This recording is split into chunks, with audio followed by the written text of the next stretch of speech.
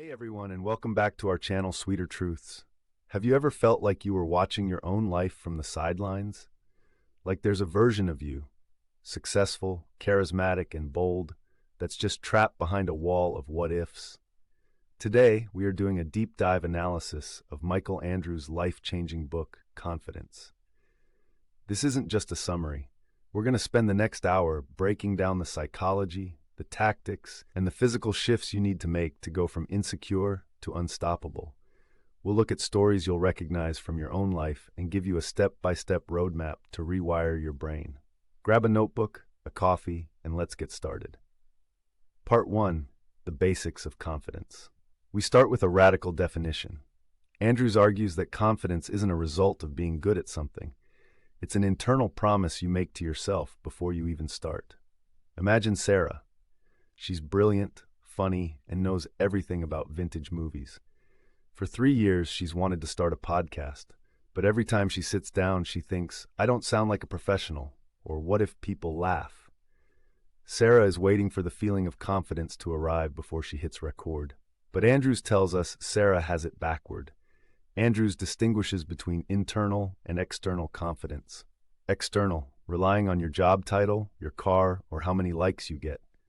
This is fragile. If you lose the job, your confidence vanishes. Internal, trusting your spirit. It's the belief that even if I fail, I am still capable of handling the fallout. The analysis here suggests that confidence is the willingness to act. It's not the absence of fear. It's the realization that your goals are more important than your fear. Confidence is an internal state of trust. It is the fuel that allows you to start, not the trophy you get at the finish line. Stop waiting to feel ready. Confidence is a choice to act despite the uncertainty. Part 2. Relationship between capability and confidence. Can you be a genius and still feel like a failure? Absolutely. This chapter analyzes the competence gap. Meet Mark. He's the best coder in his company. He fixes everyone's mistakes. But in meetings, he stays silent. When a promotion comes up, it goes to chatty Chris, who knows half as much as Mark, but has double the confidence. Mark is trapped in the capability-confidence gap. Andrews argues that knowledge is only potential power. Without confidence, knowledge is like a high-performance sports car with no gas. You can have all the capability in the world, but if you don't believe in your right to use it, you will be bypassed by those who do. The success formula introduced here is define goal plus action plus observation plus adjustment. Notice that action comes before observation. You can't adjust what doesn't exist. Capability provides the tools, but confidence is the hand that picks them up. To succeed, you must bridge the gap between what you know and what you do. High capability with low confidence leads to resentment. Take the risk of being imperfectly active rather than perfectly stagnant. Part 3. The Basics of Low Self-Confidence. Why do we feel less than? Andrews explores the origins of doubt and how it becomes a malicious cycle. Elena was a straight-A student. Her parents only praised her when she was perfect. Now at 30, if she makes one tiny mistake at work, she's spiraling into a week of self-loathing. She's not reacting to the mistake. She's reacting to an old script that says, I am only valuable if I am perfect. Low self-confidence is often a collection of old opinions disguised as facts. Andrews explains the standard trap, trying to meet an impossible standard set by society or parents. This creates a cycle: fear, avoidance, lower confidence. The analysis shows that low confidence isn't a personality trait, it's a survival mechanism gone wrong. Your brain is trying to keep you safe by keeping you small. Low confidence is a learned behavior, usually born from past criticism or rejection. It manifests as a standard you can never meet. Your current self-image is just an opinion you've held for a long time. Opinions can be updated. Part 4. Signs of Great Confidence. What does the final version of you actually look like? It's not about being loud, it's about being resilient. David walks into a room to pitch his business idea. He gets rejected. He walks out, gets a coffee, and thinks, okay, they didn't like the pricing model. I'll fix that for the next one. He doesn't go home and cry. He doesn't think he's a loser. He treats the no as data, not a death sentence. True confidence is quiet power. Confident people don't need to dominate the conversation. They listen more than they speak. They celebrate others because they don't feel threatened by someone else's light. Andrews points out that the biggest sign of confidence is the ability to say no without over-explaining yourself. Confidence shows up as resilience, active participation in life, and the ability to handle rejection with grace. Measure your confidence by how much truth you can handle without it breaking your spirit. Part 5. The root cause of a lack of confidence. Where did the doubt come from? Andrews identifies the confidence killers: family, school, and media. Jamie wakes up and scrolls Instagram. She sees influencers with perfect bodies, perfect homes, and perfect careers.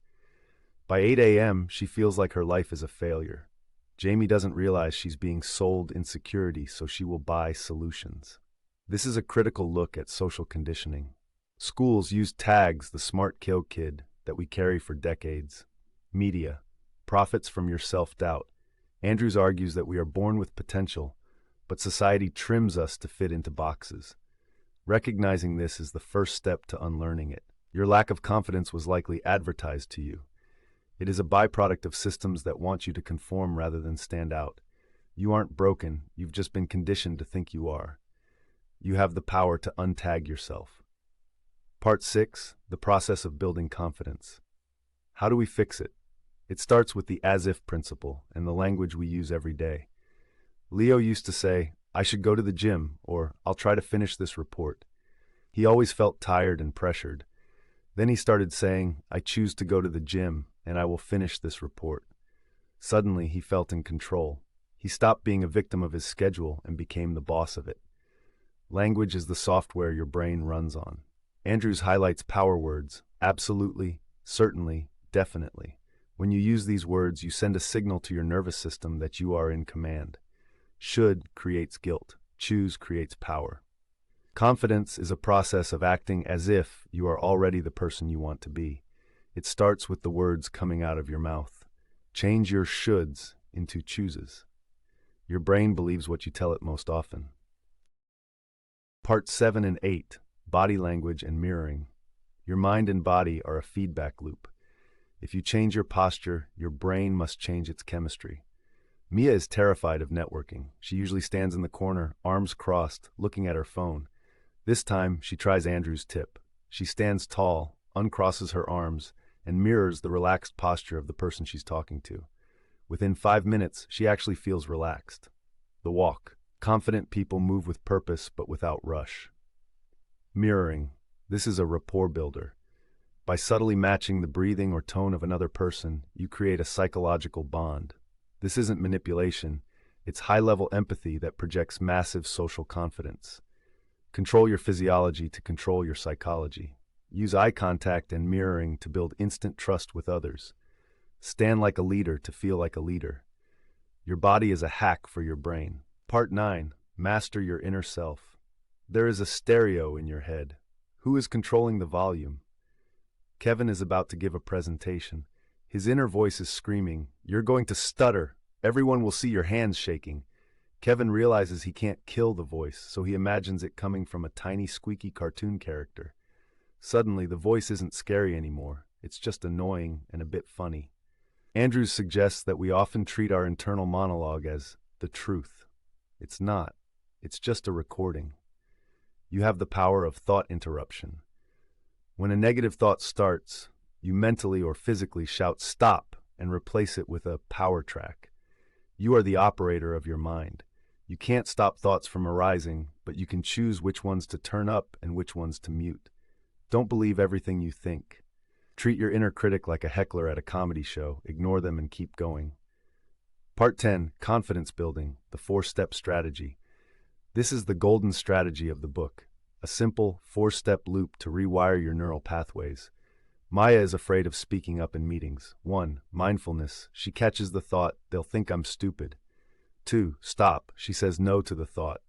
3. Replace. She thinks, "I have a unique perspective that could help." 4. Repeat. She does this every time she feels a hesitation.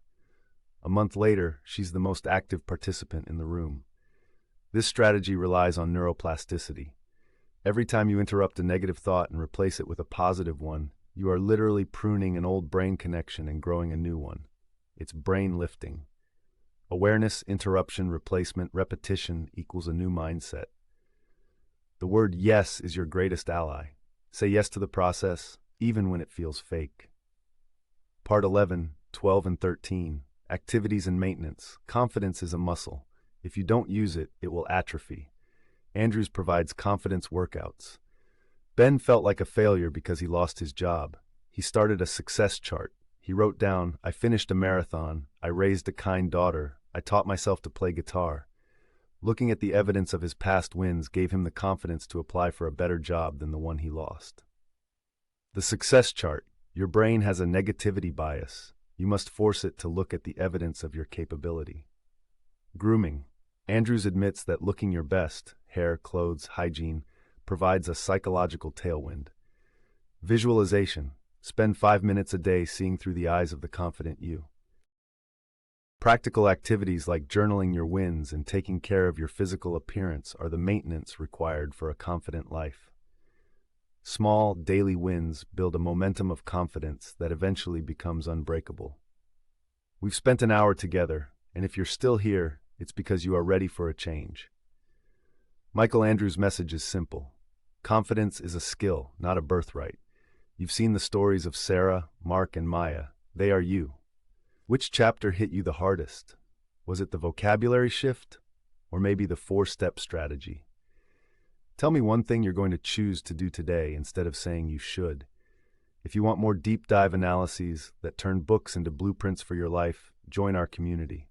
For the next 24 hours, I want you to use at least one power word, absolutely, certainly, or definitely, in every conversation.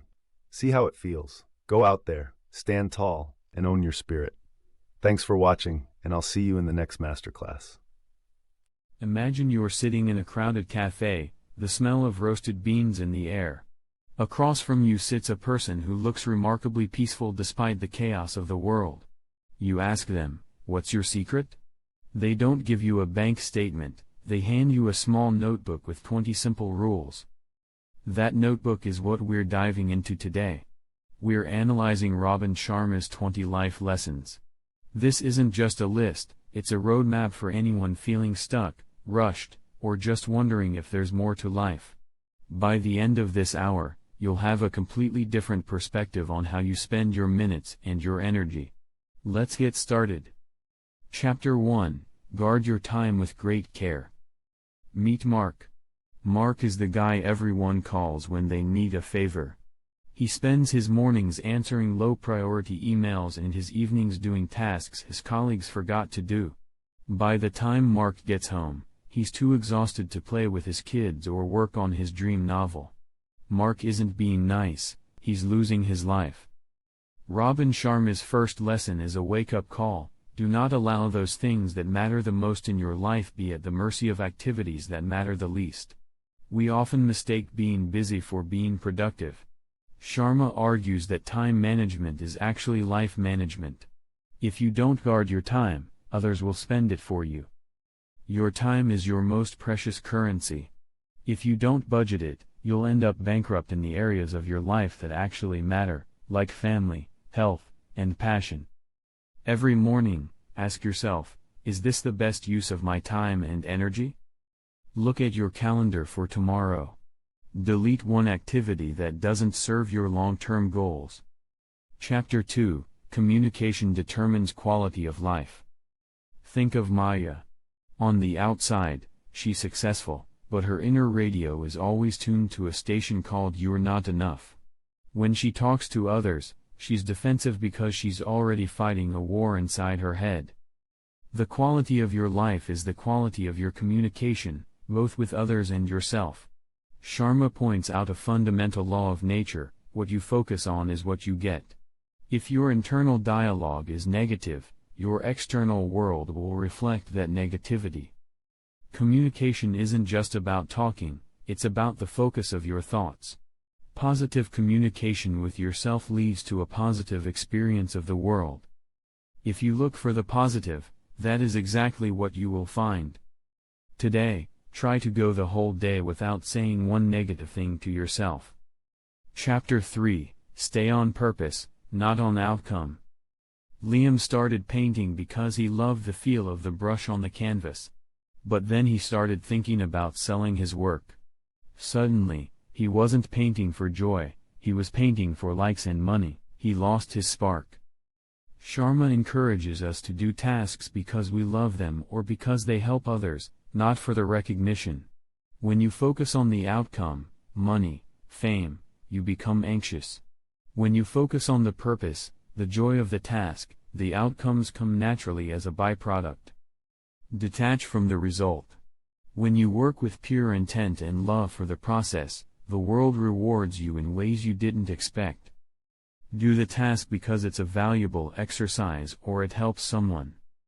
Pick one hobby this week and do it purely for fun, with no intention of posting it or making money from it. Chapter 4. Think only the best thoughts. Imagine your mind is a garden. If you stop planting flowers, weeds don't just stay away, they take over. This happened to Sarah, who let one bad day comment from a boss turn into a week of feeling incompetent. Sharma insists that our minds must be conditioned to think only the best thoughts. When a negative thought enters, you must immediately replace it with a positive one. Positive thoughts always dominate negative ones if you give them the space. You are the gatekeeper of your mind. By ridding yourself of limitations, you become a powerful, positive thinker. Condition your mind daily to maintain its peak state. Use the rubber band technique. Every time you have a negative thought, snap a band on your wrist and replace the thought with a positive one. Chapter 5. Associate only with positive people. We all have that one friend, let's call him Draining Dan. After 10 minutes with Dan, you feel like you need a nap. He complains about the weather, the government, and his lunch. Compare that to inspiring Ida, who makes you feel like you can climb Everest. Energy is contagious. Sharma advises us to associate only with those who won't drain our energy with complaining. Instead, seek out people committed to constant improvement and the pursuit of the best life. Your environment dictates your growth. Surround yourself with radiators, who give off heat and light, rather than drains.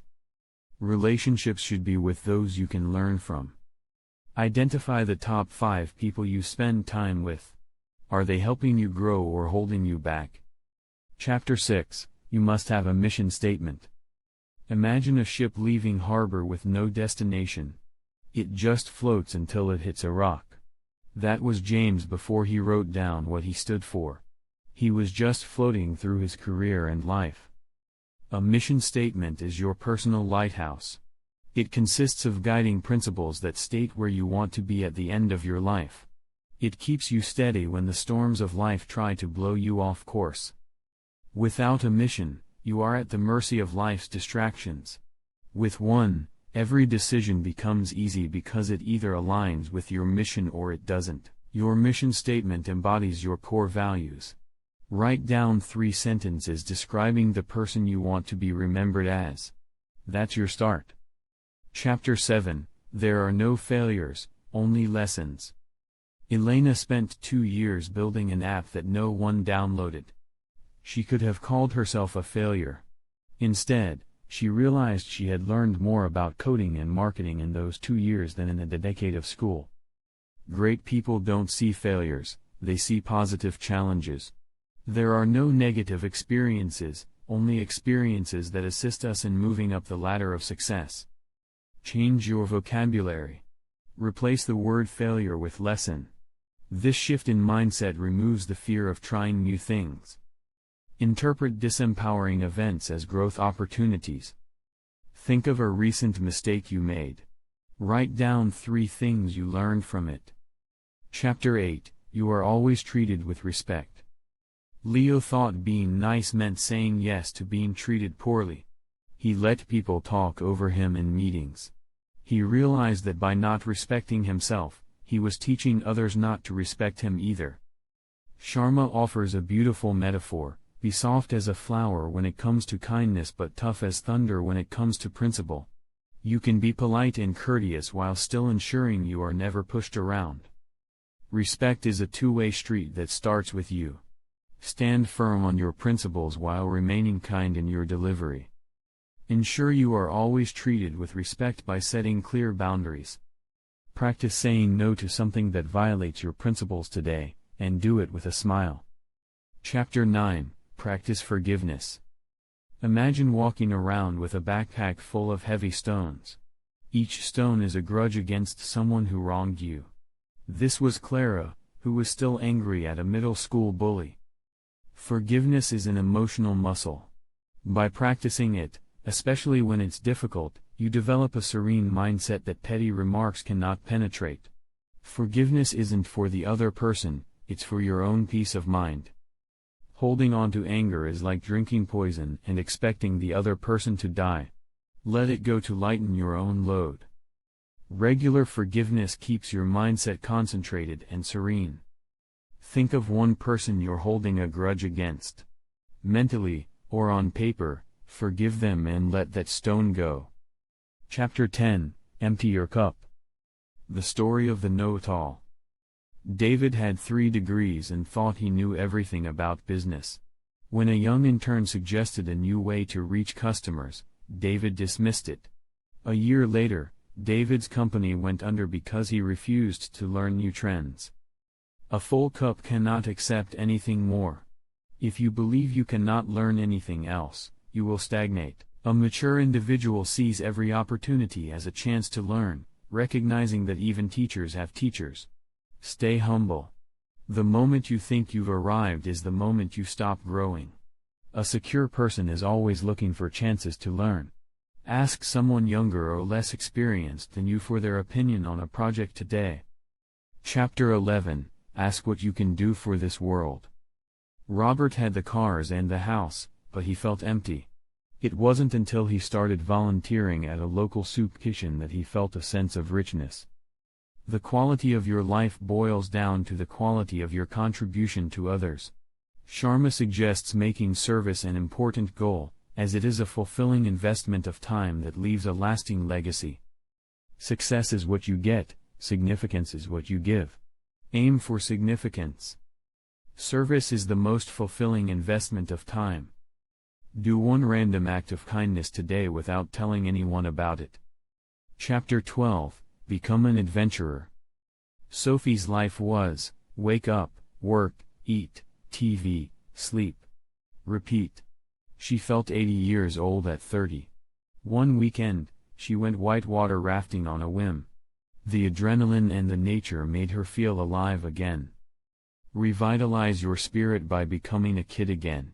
Sharma suggests planning thrilling activities like scuba diving or camping every few months to keep life in perspective and keep yourself feeling young. Life is meant to be lived, not just endured. Inject playfulness and adventure back into your schedule. Adventure keeps you invigorated and brings you closer to others. Book or plan one adventure for next month that scares you just a little bit. Chapter 13, Be careful about your reputation. Tom was tempted to cut corners on a client project to save time. He thought no one would notice. But the client did, and word spread. It took Tom years to rebuild the trust he lost in one day. A good reputation can take you to the highest heights, but once tarnished, it is incredibly difficult to retrieve. Sharma's rule is simple: never do anything you wouldn't be proud to tell your mother about. Integrity is doing the right thing even when no one is watching. Your reputation is your most valuable asset in the long run. Temper your fun with common sense and prudence. Before your next big decision, ask, would I be proud to tell my mother/mentor about this? Chapter 14, Make a list of all your weaknesses. Karen was a great writer but terrified of public speaking. Instead of hiding it, she wrote public speaking at the top of her weakness list and joined a local club to practice. 2 years later, she was giving keynote speeches. A truly confident person doesn't ignore their weaknesses, they seek to methodically improve them. Even the greatest people have flaws.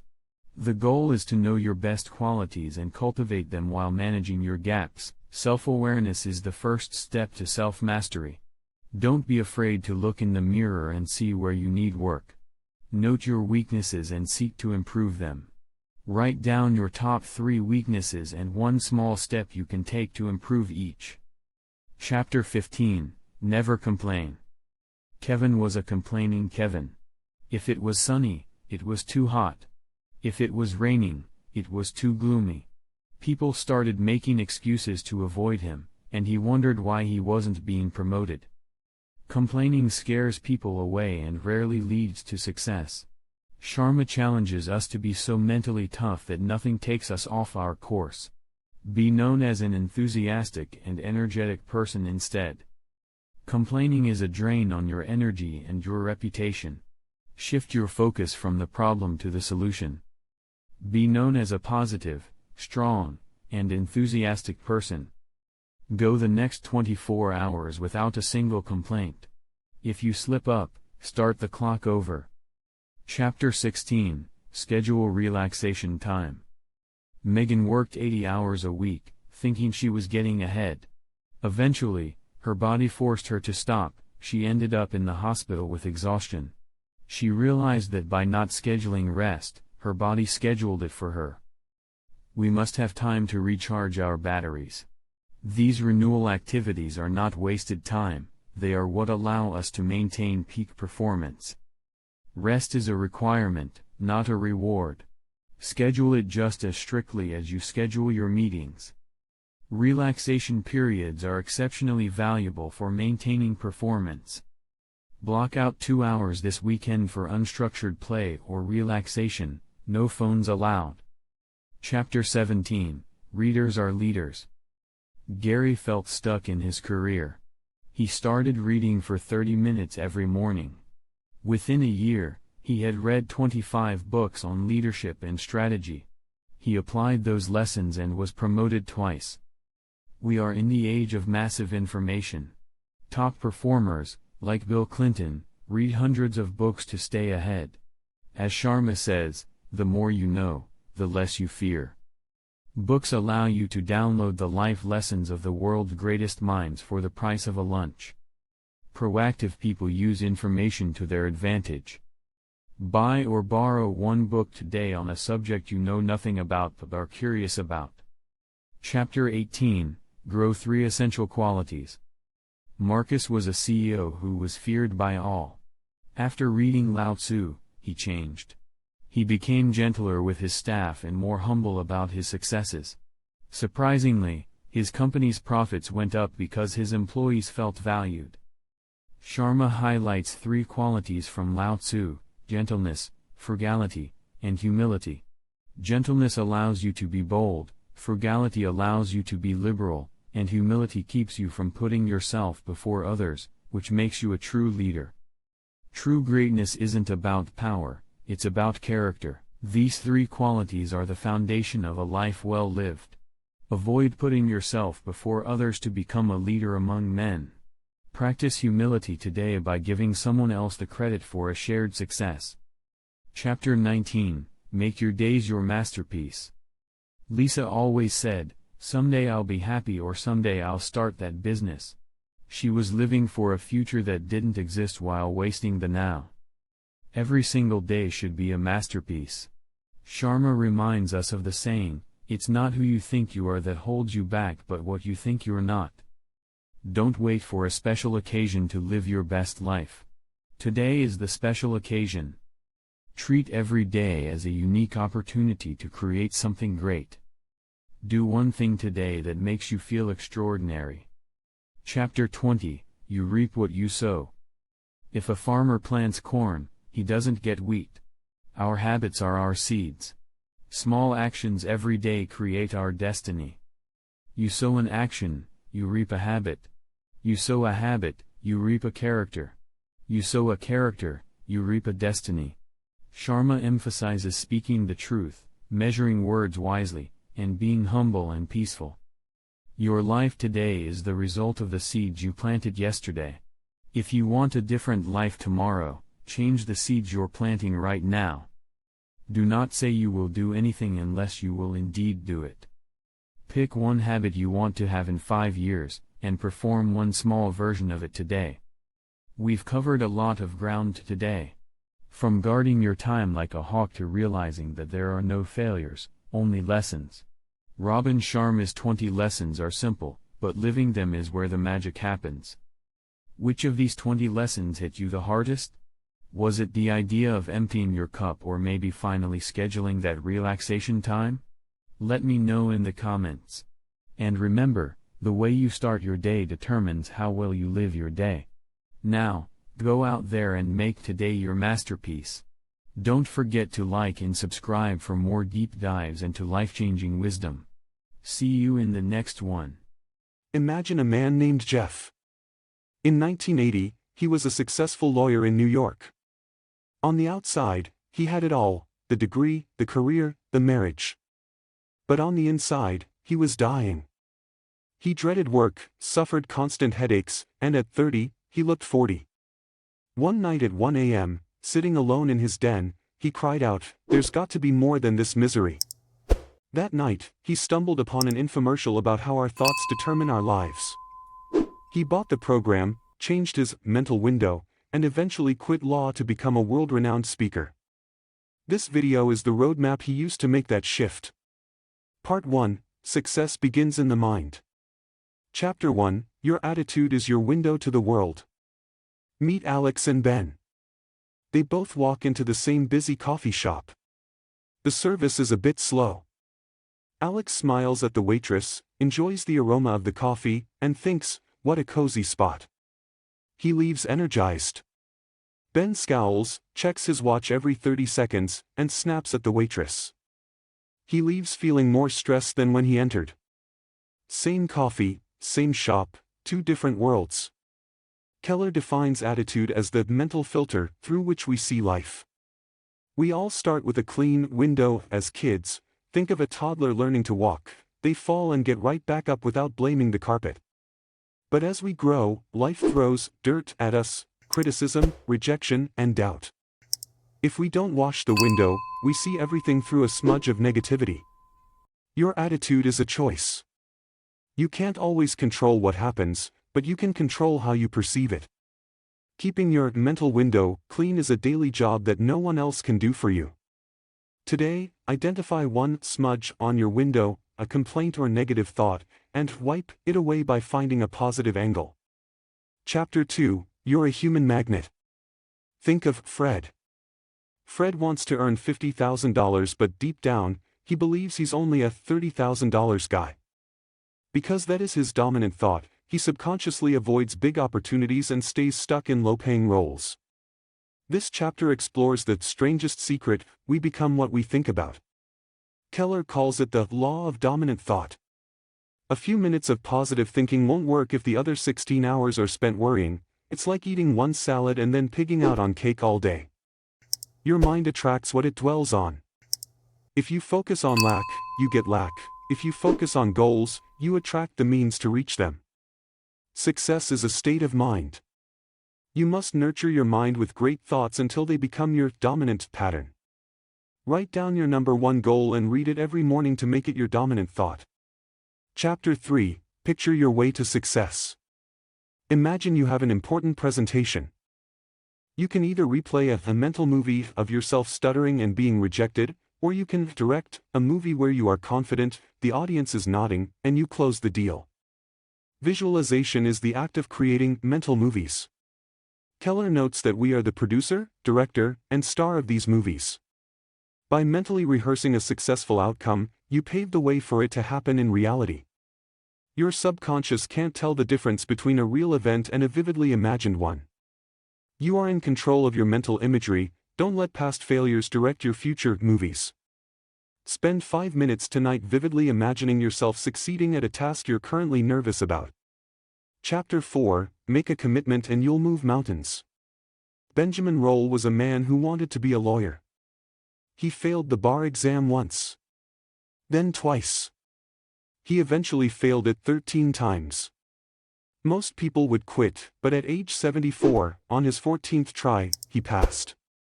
Commitment is the willingness to do whatever it takes. When you are truly committed, you attract the people and circumstances necessary to achieve your goal.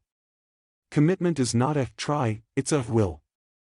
commitment opens doors that interest alone cannot. Pick one goal you've been trying to reach and make a no matter what commitment to it today. Chapter 5. Turn your problems into opportunities. Dave Bruno was in a tragic accident that left him unable to work. He lost his home and went bankrupt. Instead of giving up, he used that time to create success gold cards, quotations on metallic cards. He eventually sold over 2 million of them. Keller teaches that every adversity carries the seed of an equivalent benefit. Problems are there to serve you, not destroy you. They often force you to find a better path. Don't curse your rotten luck, look for the hidden lesson or opportunity in every setback. Adversity builds the muscles you need for future success. Think of a recent failure. Write down 3 things you learned from it. Part 2. Watch your words. Chapter 6. Your words blaze a trail. Think of Alice. She has a bumper sticker that says, I owe, so off to work I go. She thinks it's a joke, but every time she sees it, she's programming her mind to stay in debt. Words are the clothing of our thoughts. If you use negative words like, I can't, it's impossible, or I'm broke, you reinforce those beliefs and attract that reality. Negative language leads to negative results. Your words are a self-fulfilling prophecy. Change your vocabulary to change your emotions and effectiveness. Identify one negative phrase you say often, e.g., I'm so tired, and commit to not saying it for 24 hours. Chapter 7. How are you? When someone asks, how are you, do you say, fine, okay, or not bad? Keller suggests saying, excellent, or terrific. Responding with enthusiasm actually changes your physiology. Your posture straightens, your energy rises, and people are more attracted to you. We get what we expect in life.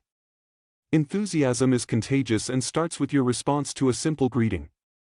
The next 3 times someone asks how you are, respond with terrific or great, and notice how you feel. Chapter 8. Stop complaining.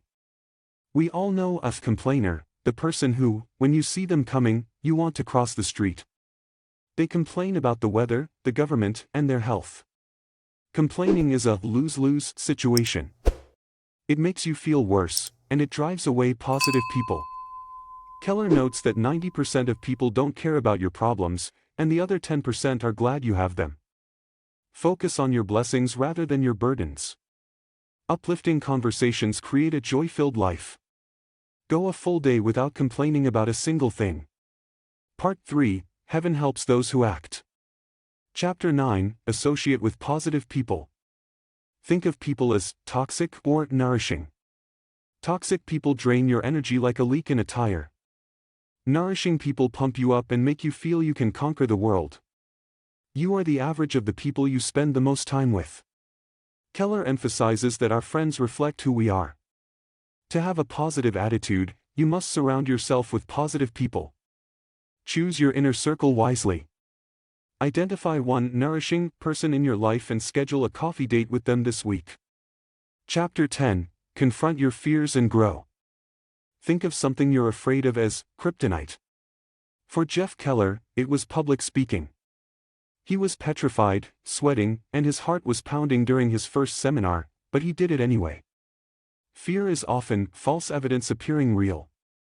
To grow, you must do the thing you fear. You are an immediate winner the moment you confront the situation, regardless of the result. Growth happens outside your comfort zone. Don't wait for the fear to go away, do it afraid. Do one small thing today that scares you. Chapter 11. Get out there and fail. Jerry Seinfeld bombed his first time on stage. He felt a terrible sinking feeling. He had 5 tough years before becoming a hit. Similarly, the book Chicken Soup for the Soul was rejected by 33 publishers before the 34th said yes, and it went on to sell 30 million copies. Failure is just a learning experience that helps you make adjustments. The only real failure is the failure to try. Success is a matter of persistence, getting enough at-bats. You must be willing to fail your way to success. Reframe a recent failure as an audition or a lesson and try again. Chapter 12. Networking that gets results. Keller would wear his "attitude is everything" t-shirt to the gym. It was an icebreaker that led to people asking him about his business and creating new opportunities. Networking is about building relationships, not just selling. Treat every person as important, not just the influential ones. Business is a byproduct of caring about and connecting with people. Opportunities can sprout from everyday interactions. Reach out to one person in your network today just to ask, "How can I help you?" Change your attitude and you change your life. Jeff Keller ends with a story of standing in an auditorium in the Philippines in 1998, 8,000 miles from home, speaking to people from 20 countries. He flashed back to being that depressed lawyer in 1985 and asked, "How did this happen?" The answer: he changed his attitude. You are in charge of your attitude. Now is the time to start creating miracles in your own life. If you're ready to clean your mental window, hit that like button, subscribe for more life-changing summaries, and comment "I am in control of my attitude" below. Imagine two architects, David and Elena, given the same plot of land and the same budget to build a community center. David starts immediately. He's a doer. He draws up the walls, orders the bricks, and works 14 hours a day. But halfway through, he realizes the plumbing won't support the kitchen, and the entrance faces a busy, noisy highway. He's exhausted and over budget. Elena, however, spends the first 2 weeks just sitting. She walks the land at sunrise and sunset. She talks to the neighbors about what they need. She visualizes the children playing and the seniors gathering. When she starts, she finishes ahead of schedule, under budget, and the building becomes the heart of the town. The difference? David was working hard, but Elena was thinking well. Success isn't about having a higher IQ or working more hours, it's about the quality of your thinking. Today, we're going to unlock the 11 thinking styles that separate the Davids from the Elenas of the world. Chapter 1: Cultivate Big Picture Thinking. Meet Mark, a manager at a large retail chain. Mark is obsessed with the numbers of his specific aisle. He fights with other managers for more shelf space and ignores customer complaints about the store's overall layout. He wins his aisle war, but the store's total sales drop because customers find the layout confusing and the staff uncooperative. Mark didn't see the big picture. Big picture thinking is about zooming out. Maxwell explains that big picture thinkers realize there is a world beyond their own interests. It brings perspective, much like making the frame of a picture larger so you can see the context, not just the subject. One of the most important skills is the ability to see things from another person's point of view, be it a client, a spouse, or a competitor. Big picture thinkers don't just have experiences, they learn from them, both the wins and the losses. Big picture thinking allows you to see the why behind the what, ensuring your daily small actions move you in the right direction. Don't get stuck in the frame of your own immediate needs. You can't see the big picture without understanding how others think. Today, identify one project you're working on and ask yourself, how does this benefit the people around me, not just myself? Chapter 2: Engage in Focused Thinking. Imagine a magnifying glass. On a sunny day, if you move it around constantly, it just creates a few warm spots on the ground. But if you hold it perfectly still over a dry leaf, the concentrated light creates fire. Leo is the moving glass. He's busy all day but finishes nothing. Mia is the still glass. She picks one task and ignores the world until it's done. Focused thinking harnesses energy toward a specific goal. It removes mental clutter and distractions so you can think with clarity. You don't achieve greatness as a generalist, you hone skills by focusing your attention. Maxwell suggests identifying your top priorities, the 20% of tasks that give 80% of your returns, and insulating yourself from interruptions. Focus is the ability to concentrate for a long time on one difficult achievement until it is mastered. Make yourself unavailable when it's time for deep work. If a goal isn't written, it isn't focused. Pick the hardest task on your list tomorrow. Set a timer for 60 minutes and do nothing else until that timer dings. Chapter 3: Harness Creative Thinking. Think of a local pizza shop owner named Tony. Business is slow. Instead of just marketing harder, Tony notices that people in his town love puzzles. He starts printing a weekly mystery riddle on the inside of his pizza boxes. The first person to call with the answer wins a free pizza. Suddenly, everyone wants Tony's pizza, not just for the food, but for the fun. Creative thinking isn't necessarily about original thought, it's about connecting existing ideas in new ways. In the modern world, your ideas matter more than your output or title. Maxwell defines it as think, collect, create, correct, connect.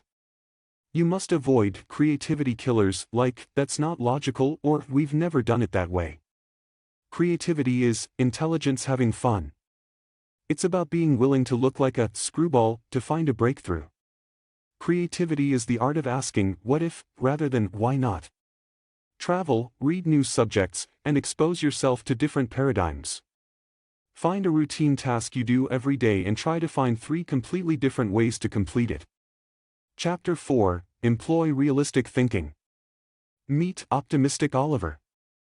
Oliver opens a surf shop in a town that has a beach, but only gets surfable waves 3 days a month. He believes, if I build it, they will come. 6 months later, he's broke. Now meet realistic Rachel. She looks at the same town, sees the lack of waves, and opens a paddleboard and kayak shop instead. She's thriving because she built her dream on reality, not just hope. Realistic thinking is the foundation for your vision. Maxwell says the first responsibility of a leader is to define reality. By thinking through the worst-case scenario and having a contingency plan, you gain confidence and security. Leaders who are constantly surprised by the unexpected lose the trust of their followers. Reality is the gap between what we wish for and what is. Realistic thinking bridges that gap. Truth can be a howling reproach, but it's the only thing that sets you free to grow. Mentally rehearsing the worst case makes you ready for anything. Look at your biggest goal. Write down the top 3 things that could go wrong and create a plan B for each. Chapter 5, Utilize Strategic Thinking. Imagine Kevin trying to get fit. He goes to the gym and just wanders from machine to machine. Sarah has a plan. Monday is legs, Wednesday is cardio, Friday is upper body, and she tracks every calorie. After 3 months, Kevin looks the same, but Sarah has transformed. Sarah used a strategy. Strategic thinking is about planning your life and living your plan. It breaks down a massive issue into smaller, manageable jobs.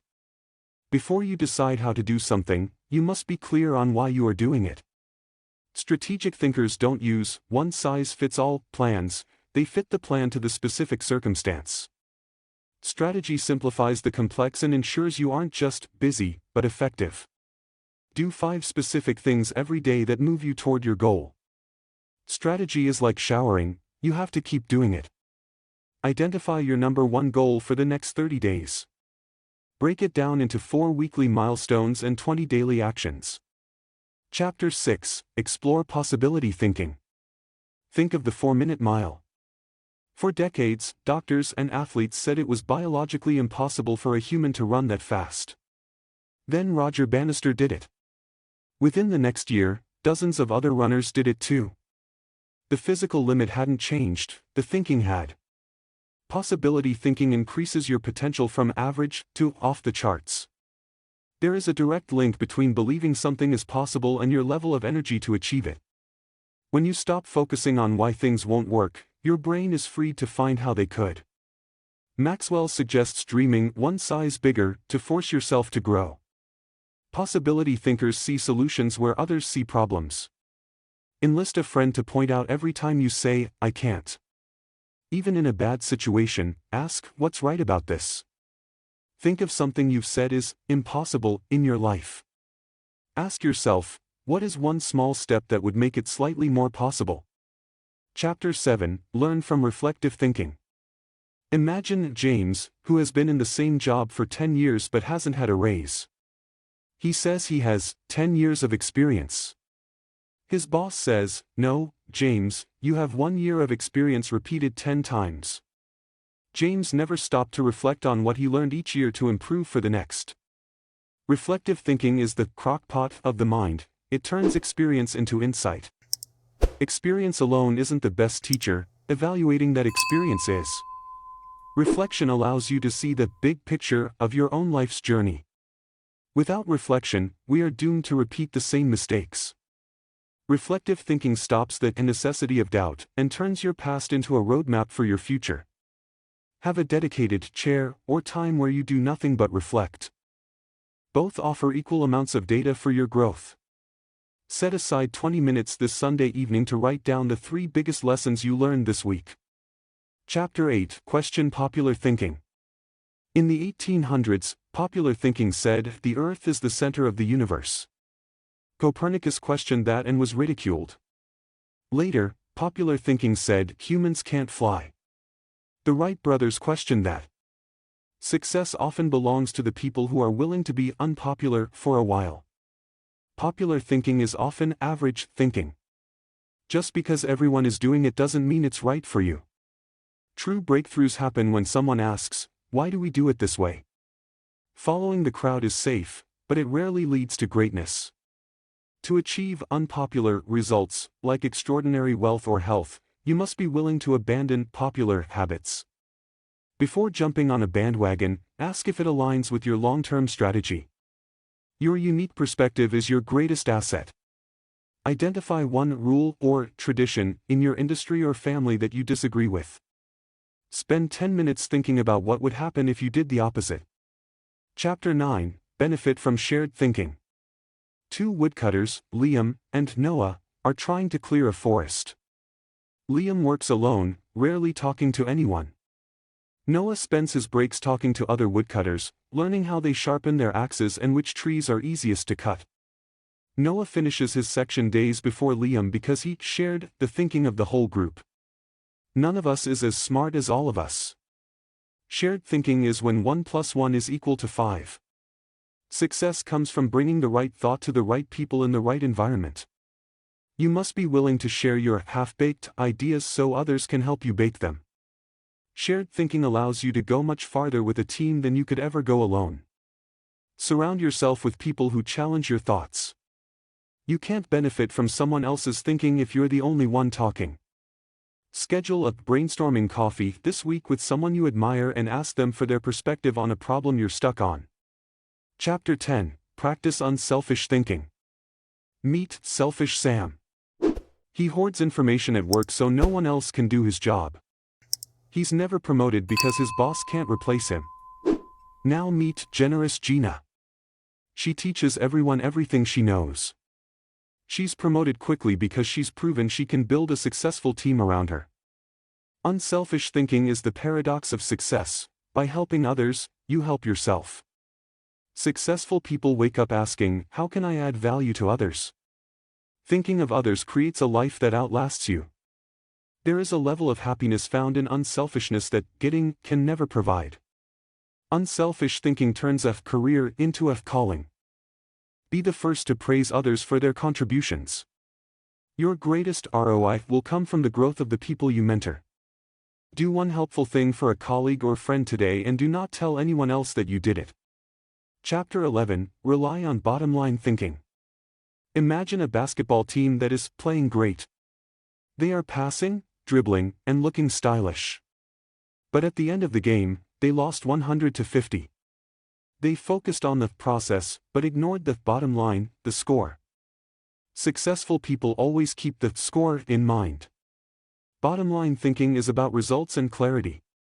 Don't confuse activity with accomplishment. You cannot manage what you do not measure. Bottom-line thinkers make decisions quickly because they know exactly what they are trying to achieve. Bottom-line thinking is the scorecard of your life. It keeps you honest about whether your thinking is actually working. What does a win look like for you this year? Be specific. Stop doing the things that don't move the needle on your bottom line. Identify your bottom line for this month, a sales goal, a weight goal, a relationship goal, and post it where you can see it every single day. We've covered 11 different ways of thinking today. It might feel overwhelming, but remember, thinking is a discipline you can learn. You don't need to master all 11 today. Pick one that resonated with you the most and practice it this week. Your life is a reflection of your thoughts. Change your thinking, and you truly will change your life. If this deep dive video changed your perspective, please subscribe and hit the like button.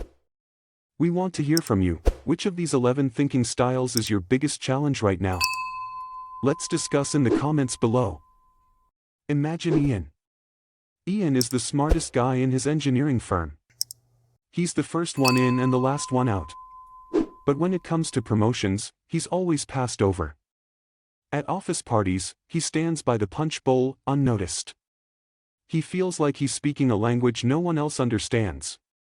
He thinks the world is unfair. Then Ian finds an old, dusty book. He starts applying the golden rule of human relations. Suddenly, people start seeking him out. His boss starts asking for his opinion. His social life transforms.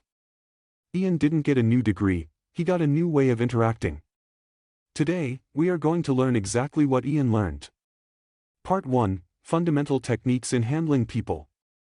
Chapter 1, Don't criticize, condemn, or complain. Meet Management Mike. Mike sees a junior designer, Sarah, make a typo on a client presentation. He calls her out in front of the whole team, hoping to teach her a lesson. Sarah doesn't learn, she just becomes resentful and hides her future mistakes from Mike. Carnegie explains that human beings are creatures of emotion, not logic.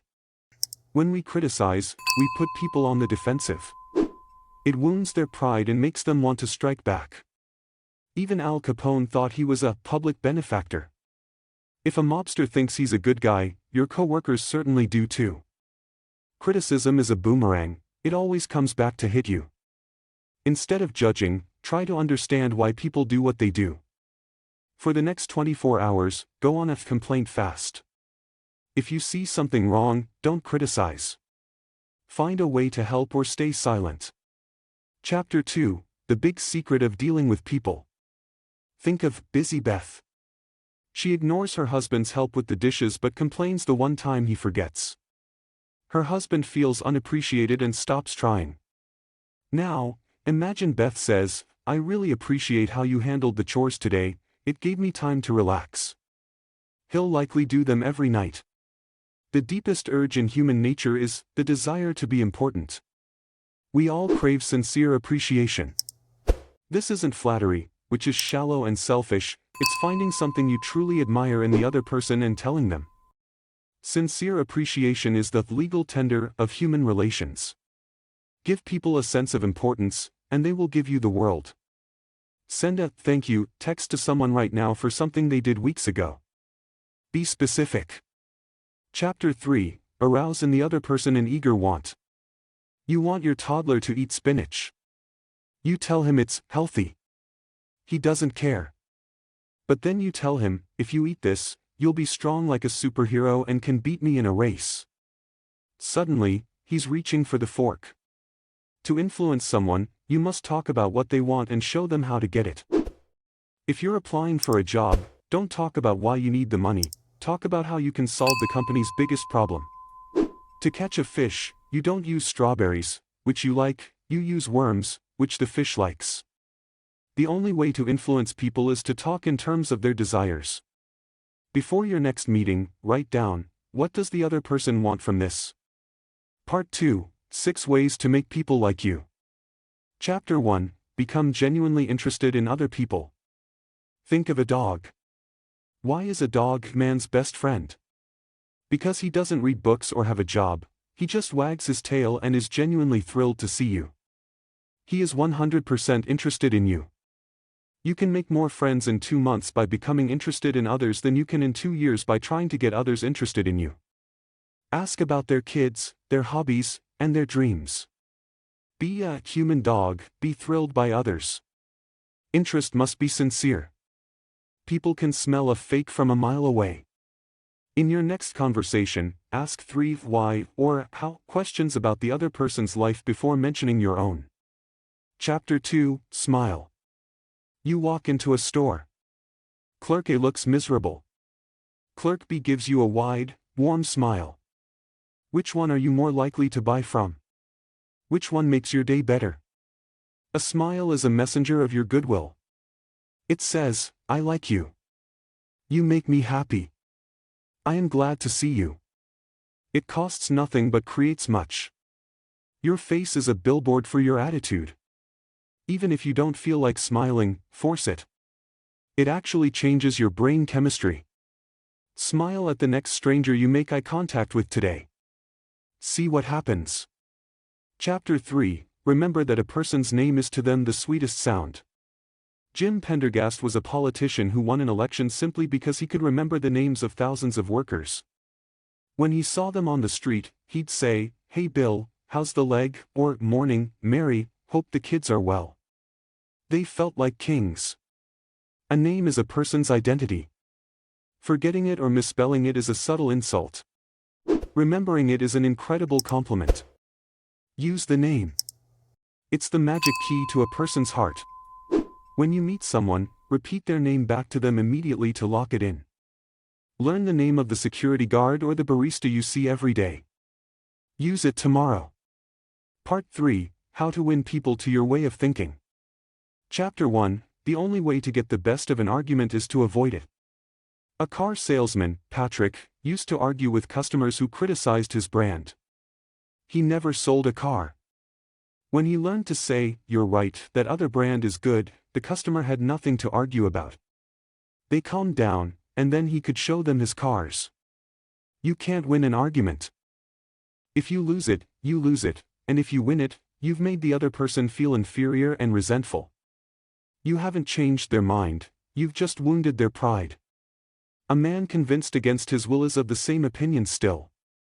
Yielding can be more powerful than fighting. The next time you feel an "I told you so" coming on, swallow it. Let the other person have the win. Chapter 2. The secret of Socrates. Get the "yes, yes" response. A banker, Mr.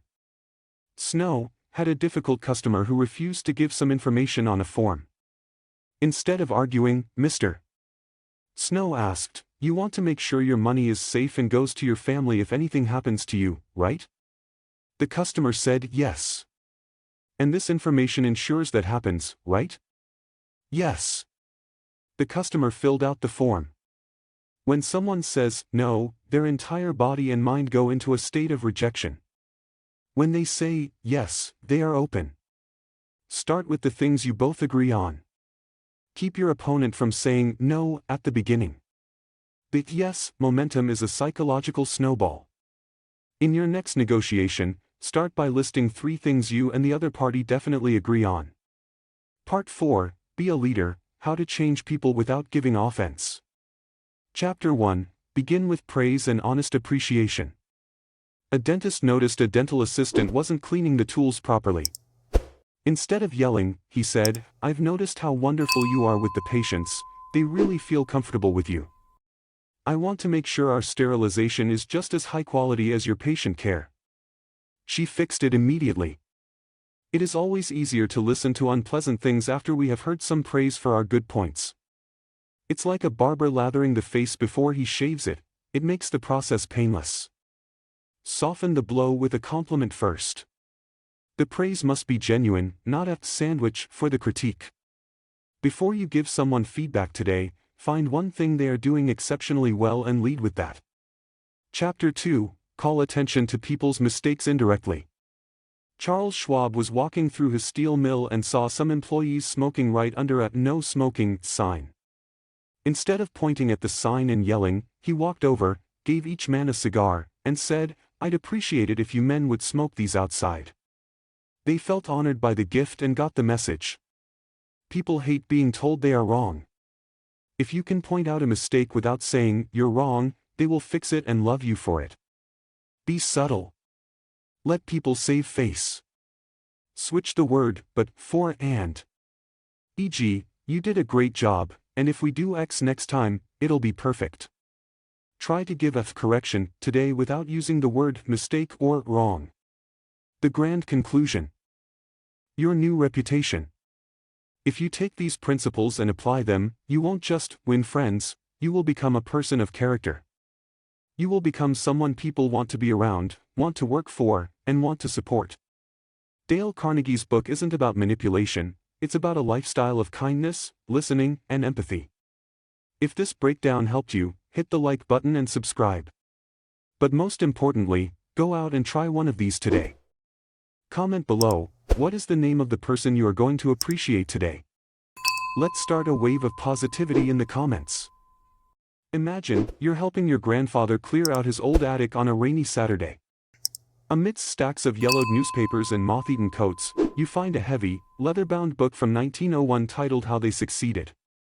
You open it, expecting dry history, but instead, you find the literal cheat codes for life written by the people who built the modern world, inventors like Edison and tycoons like Rockefeller. They aren't talking down to you, they're sitting across the table, sharing their failures, their turning points, and their secrets to grit. Today, we're dusting off that book and bringing those legends into the 21st century to see how their 100-year-old advice can fix our modern-day struggles. Chapter 1, Marshall Field, the Merchant King of Chicago. Meet Leo, a guy who starts a small online shop. While his friends are spending their first profits on fancy dinners and new cars, Leo keeps every cent in a separate account. He refuses to buy inventory on credit, only purchasing what he can pay for in cash. When a market dip hits and his competitors are drowning in debt, Leo is the only one left standing because he respected his cash basis. Introduction: Marshall Field was the man who turned Chicago into a retail powerhouse. He didn't start with a silver spoon, he started with a determination not to remain poor. Field's success was built on three pillars: persistence, good judgment, and a strict cash system. He famously lost $3.5 million in the Great Chicago Fire of 1871 but didn't let it crush him. He believed that every customer must feel secure in their purchase, meaning honesty was his best marketing tool. He worked reasonable hours but gave close attention during those hours, proving that it's not about how long you work, but how focused you are. Field showed that a slow-growing, honest business built on a cash-only foundation is more resilient than a fast, debt-fueled one. Master your finances by avoiding debt and build trust by never misrepresenting your goods. What's one debt, financial or mental, you're going to clear this month? Tell us in the comments. Chapter 2, Alexander Graham Bell, the focus of a lens. Think of Sarah, who wants to be a writer, a coder, and a chef all at once. She spends 1 hour on each and gets nowhere. Then, she remembers Bell's advice. She picks up a magnifying glass and realizes the sun's rays only burn when they are held perfectly still on one spot. She decides to focus only on coding for 3 months. By the end, she's built her first app. Alexander Graham Bell, the inventor of the telephone, wasn't just a scientist, he was a master of mental discipline. Bell believed in concentration of purpose. He argued that ideas are a slow growth and cannot be forced. He was a big advocate for outdoor life, believing a sound mind requires a sound body. He warned against being a crank, someone who pursues impractical things like perpetual motion, and instead urged young people to apply their perseverance to a practical end. Success comes to those who can focus their mental energy on one practical problem until it is solved. Stop multitasking. Pick your magnifying glass and focus your energy on one goal until it burns. Hit the like button if you've been trying to do too many things at once. Chapter 3, Philip D. Armour, the king of efficiency. Imagine Kevin, who works at a warehouse. He notices that 20 minutes are wasted every day just looking for a specific tool. He organizes the shelf and saves the team hours every week. His boss notices his acute perception of the workflow and promotes him. Philip Armour built a $100 million food empire from nothing. He was known for his system and his hatred for laziness. Armour's life changed when he walked to California during the gold rush. He didn't find gold, but he found a turning point by working on a ditch and learning the value of hard labor. He ran his business with foresight, always preparing for a panic before it arrived. He was also incredibly disciplined. He would leave the office and never think of it until he returned, allowing him to stay fresh and avoid burnout. System, punctuality, and the ability to disconnect are the secrets to managing a massive organization without losing your mind. Be prompt to act and always have a system to catch the details others miss. Are you a morning person or a system person? Let us know your productivity hack. Chapter 4, Jacob Gould Sherman, the Self-Made Scholar. Meet Maya, who works 2 jobs to pay for her online certifications. She doesn't have a mentor or a loan. She saves every dollar, just like Sherman, who saved $80 out of his first $150 earned over 3 years of work. She knows that the education she buys with her own sweat is worth more than any degree handed to her. Jacob Gould Sherman, the president of Cornell University, started his life by tramping to school and supporting himself from age 13. Sherman's turning point was deciding to leave a stable store job to pursue a college education, even though he had to pay for every bit of it himself. He believed that working for your own education builds a character that a pampered student will never have. He emphasized self-dependence, the idea that your future lies entirely in your own hands. Education is the greatest investment, but only if you are willing to sacrifice comfort to attain it. Don't wait for a scholarship or a lucky break. Invest in yourself with whatever you have. What is one skill you've always wanted to learn? No more excuses, start today. Chapter 5, John Wanamaker, The Power of the Invested Self. Think of Chris, who starts a small landscaping business. Instead of just mowing lawns, he studies soil chemistry and plant diseases at night. He invests in himself so that he can offer better advice than his competitors. Soon, he's not just a guy with a mower, he's an expert everyone wants to hire. John Wanamaker was a retail pioneer who believed that a head built for business must also be a head built for thinking, toiling, and trying. Wanamaker's capital at age 14 was practically nothing, yet he built a massive department store empire. He attributed his success to trusting in God and attention to details. He was famous for his advertising and his ability to seize opportunities that others ignored. His core philosophy was to invest in yourself because your knowledge is the only capital that can't be taken away. Success is the result of constant pegging away and the courage to be an organizer of your own life. Never be above your business, stay humble, work hard, and keep learning. Subscribe if you're ready to invest in your own growth this year. Chapter 6, Darius Ogden Mills, The Keynote of Work. Imagine Elena, who gets an entry-level job at a big tech firm. She doesn't complain about the low pay.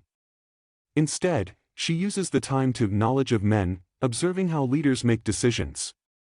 By the time she's promoted, she already knows how to run the department because she started at the bottom of the ladder with her eyes open.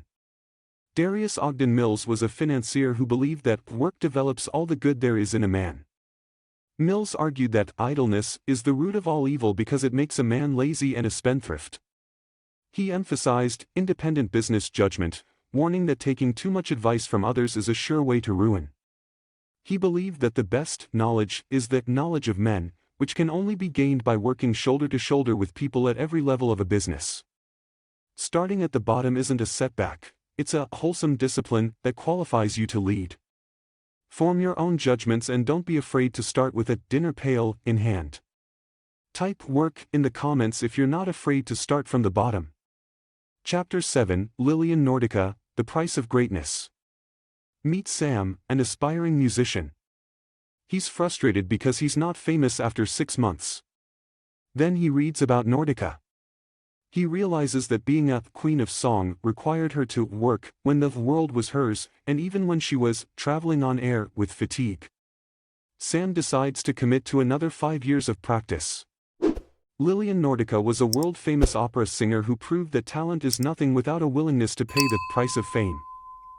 Nordica faced immense difficulties, and was once even asked to loan her savings to her manager after a financial loss, which she did without hesitation. She believed that being indispensable was the only way to stay at the top. Her story is one of new fire, using setbacks to fuel even harder work. Fame and success aren't gifts, they are favors that fortune sells to those willing to work the hardest. Aim to be so good at what you do that you become indispensable to your field. What is one difficult thing you're going to master this year? Chapter 8, John D. Rockefeller, The Power of the Ledger.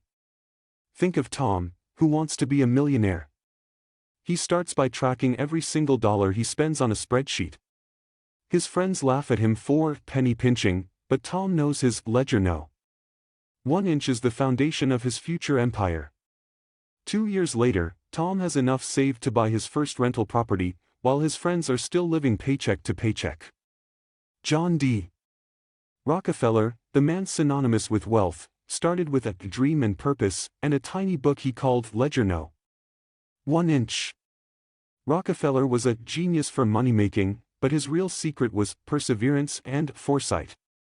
He avoided publicity as most men would the plague and focused entirely on the hygiene of his business and his body. He believed in keeping his head during panics and meticulously tracking the items in his ledger to ensure no waste. Success isn't a wizard's trick, it's the result of calm, methodical tracking and a refusal to lose your head when others are panicking. Track your progress. If you don't know where your pennies are going, you'll never know where your millions are. Share this video with a friend who needs to start their own ledger no. 1 inch. Thomas Edison, the hustle of the century. Imagine Sarah, a scientist who fails 99 times at a new experiment. Instead of quitting, she runs to her lab at 3 a.m. because she feels life is too short to waste time sleeping on a problem she hasn't solved yet. She has the Edison hustle.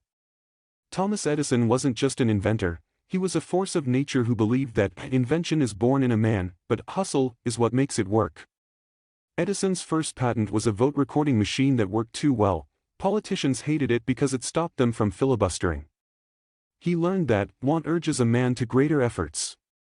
He was famous for his mental concentration and his ability to work 18 to 20 hours a day, often saying, "I have got to hustle because life is short." Great ideas are worthless without untiring energy and the phenomenal endurance to see them through. Work with a sense of urgency. Don't just walk toward your goals, run for your breakfast. What's one project you're going to hustle on this week? Chapter 9. General Lew Wallace, The Art of Starting Over. Meet David, who spent 3 years building a website only for it to be deleted by a server error. Instead of giving up, David remembers General Wallace, who lost the entire manuscript of his first book in the Mexican War but kept writing anyway. David starts again, and the second version of his site is even better. General Lew Wallace, the author of Ben-Hur, was a man of irregular schooling but insatiable curiosity. Wallace loved history and literature, often hiding in the woods to read Plutarch while others were in school. He believed in self-education through reading and showed incredible persistence after losing his work in the war. He proved that regularity of work is an avenue of success, even for those with a shifting fancy. Your shifting fancy can be a strength if you back it up with insatiable reading and the grit to start over when you lose everything. Be an inordinate reader, your best ideas come from that sacred world of books. What's the last book that truly changed your life? Drop the title below. Chapter 10, James Whitcomb Riley, The Mastery of the Common. Imagine Lily, who wants to be a photographer. Instead of traveling to Paris, she takes stunning photos of the common life in her small town, the rusty tractors, the local baker, the kids playing in the rain. People love her work because it's natural and relatable, just like Riley's poetry. James Whitcomb Riley, the Hoosier poet, spent 20 years facing rejected manuscripts before he became a household name. Riley had no formal literary ambition at first, he just wanted something to read that he actually liked. He was a strolling sign painter and patent medicine peddler who learned the Freemasonry of poverty. His success came from depicting everyday life and making the world akin through his simple, heartfelt words.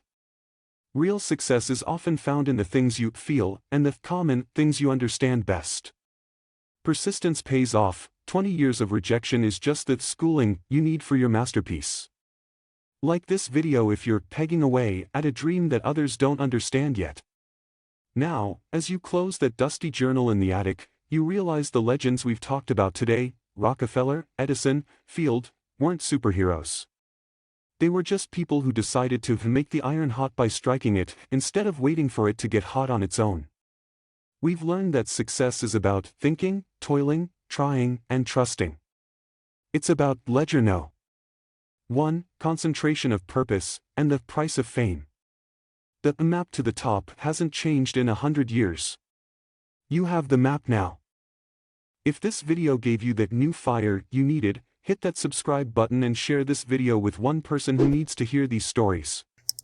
Now, get out there and start pegging away at your own success. See you in the next one.